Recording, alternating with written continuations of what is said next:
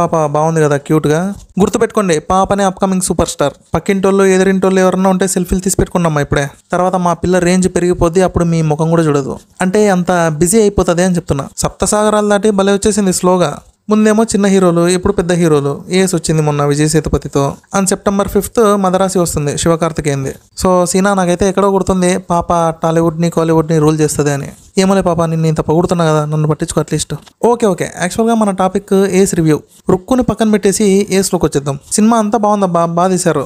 కానీ లాస్ట్లో ఇన్కంప్లీట్గా ఎందుకు పెట్టాడు అనేది అర్థం కాలే. అసలు హీరో ఎవరు అని అనుకోవాలి, ఎందుకు వచ్చాడు, ఏం చేశాడు అనేది డైరెక్టర్కే ఎరక.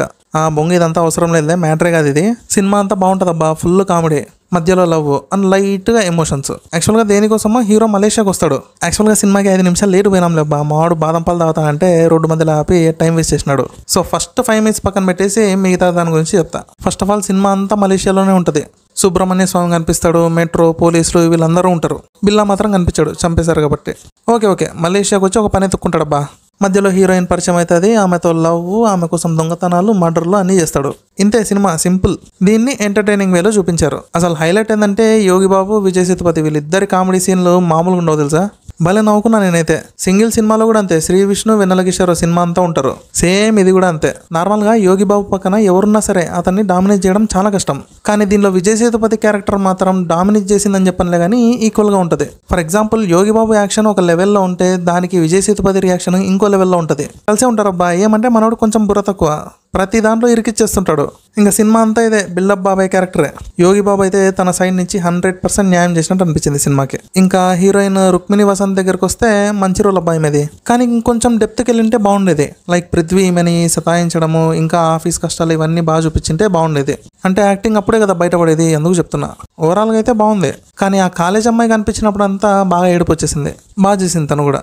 అండ్ క్లైమాక్స్లో ఒక స్మైల్ ఇస్తుంది, ఆ సాటిస్ఫాక్షన్ అయితే వేరు అసలు. అప్పుడు అనిపించింది ఓన్లీ ఎన్టీఆరే కాదు కళ్ళతో యాక్ట్ చేసేది, కరెక్ట్ రోల్ పడాలే కానీ ఏ యాక్టర్ ఏ యాక్ట్రెస్ అయినా చేస్తారు. అండ్ ఇంకోటి, ఇంటర్వెల్ సీన్ ఏమంత అనిపించలేదు కానీ క్లైమాక్స్ మాత్రం దుమ్ము దులిపేసినారు. యాక్షన్ కామెడీ అనమాట, సో ఆటోమేటిక్గా నచ్చుతుంది. నాకు తెలిసి Part 2 తీస్తారు అనుకుంటున్నా.